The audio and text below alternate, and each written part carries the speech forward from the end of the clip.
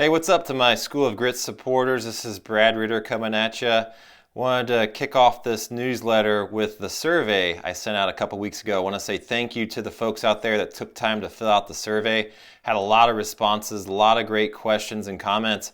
And what I'm going to start doing is each week I'm going to pick at random one of the questions and I'm going to answer it right here in the survey. So here we go. The first question that I selected is, how do you grow grit not only in yourself, but also model that and teach that to your kids?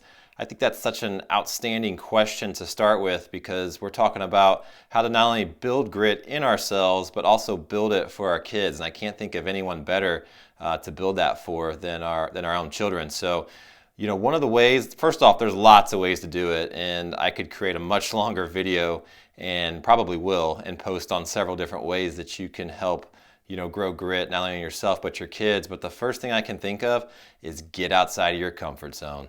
So what you need to do is analyze where your comforts are, okay? And then push yourself outside of them. Now you can do that a lot of different ways. You can do that through scholastics, you can do that through music, you can do that through physical activity, all sorts of different ways that you can really push yourself out of your comfort zone. I'll give you an example from my own life.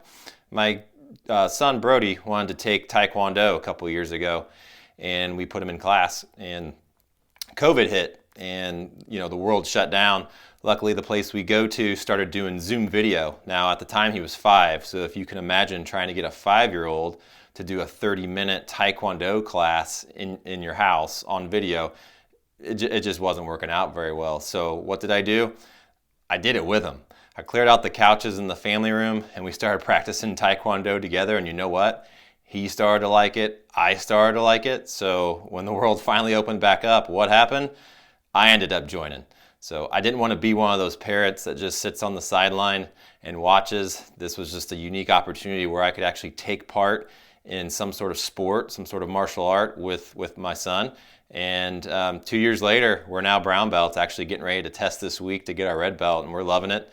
And if we stay on track, we're going to be black belts by the end of the year. And now my daughter, who has just turned 11, she also wanted to sign up for Taekwondo because she saw how much fun we were having. And she's just doing a great job. She's a couple belts behind us, but she started about 8 months before us. So there's a perfect example of how to grow grit, not only for yourself, but also your kids. Another thing martial arts provides is the opportunity to fail alongside your kids. I think that's just so important nowadays to show is teaching your kids that it is okay to fail. All right, that is absolutely how we learn. We learn through failure. Now, we don't want to keep repeating the same mistakes over and over and over again without changing some different course of action, but fail forward fast, learn from it, and then alter your next decision. Martial arts is a great way that you can learn alongside your children, and there's not a day goes by when we go to class and we're not failing at something. I mean, that is such a tough martial art.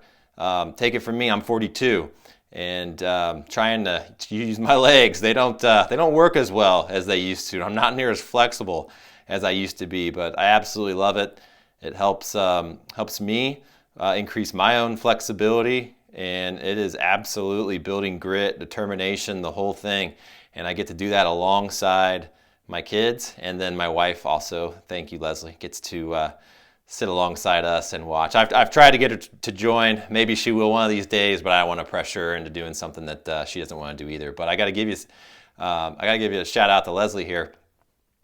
She's been pushing herself too. She sees us working out, and she'll go run when it's cold. We live in the Midwest, so it gets pretty cold here, and she'll get out there and push it, and that's awesome. And that leads into another great way to build grit is to get outside in the elements, right? I mean, everybody wants to go for a run when it's a nice sunny day, but when you open up the door and 5 degrees hits you in the face or it's raining, it's very easy to not be motivated anymore.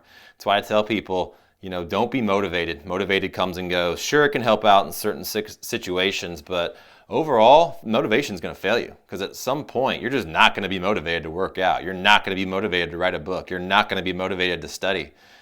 Be disciplined. Be discipline. Put forth the discipline, create it in your day to where you can do it day in, day out, no matter what. And it's those small wins, it's those small daily wins that add up day after day, week after week, month after month. And before you know it, you've got a book written, you've got an additional certification, you've got an advanced degree, you've got an advanced belt ranking in martial arts, you name it. But that's how you do it. It's through discipline. All right, y'all. We will catch you next week.